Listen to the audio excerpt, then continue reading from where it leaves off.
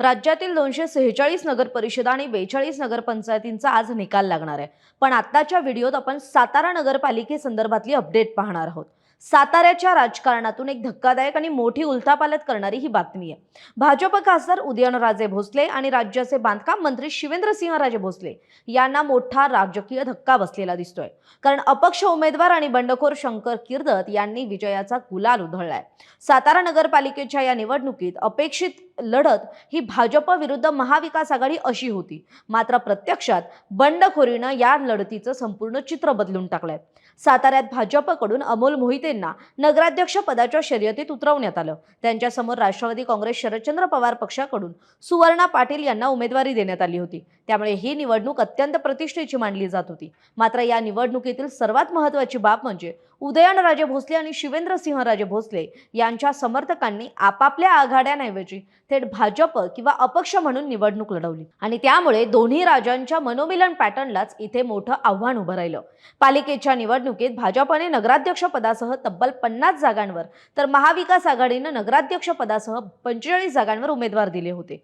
मात्र उमेदवार निश्चित करताना इच्छुकांची मनधरणी करण्यात दोन्ही राज्यांना अपयश आलेलं दिसतंय आणि त्याचा परिणाम असा झाला की पालिकेच्या 25 पैकी तब्बल 24 प्रभागांमध्ये बंडखोरी उफाळून आली। प्रभाग क्रमांक 1 मध्ये शिवेंद्रसिंहराजे गटाचे प्रतीक मोहिते यांच्या समोर उदयनराजे गटाचे बंडखोर शंकर किर्दत उभे राहिले आणि याच शंकर किर्दत यांनी विजय मिळवत सर्वांचं लक्ष वेधून घेतलंय।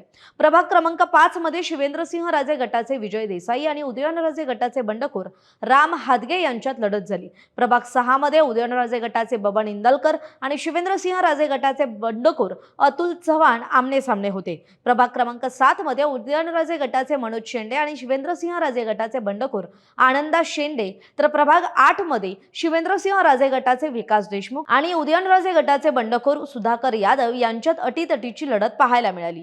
तर या निवडणुकीत दोन्ही राज्यांनी मनोमिलनाच्या सूत्रावर लढती आखल्या असल्या तरी प्रत्यक्षात अनेक ठिकाणी बंडखोरांनी मात्र या त्यांच्या मनोमिलन पॅटर्नला जोरदार आव्हान दिलंय।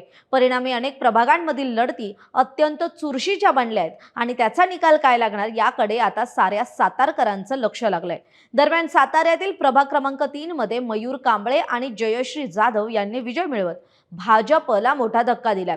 विशेष म्हणजे या निवडणुकीत अपक्ष उमेदवारांनी खातं उघडत साताऱ्यातील राजकीय समीकरण पूर्ण बदलून टाकलेत। आता साताऱ्यातील नगरपालिकेतील सत्ताबळाचं गणित हे बंडखोर आणि अपक्ष उमेदवारांवर अवलंबून राहणार का हे पाहणं महत्त्वाचं असेल।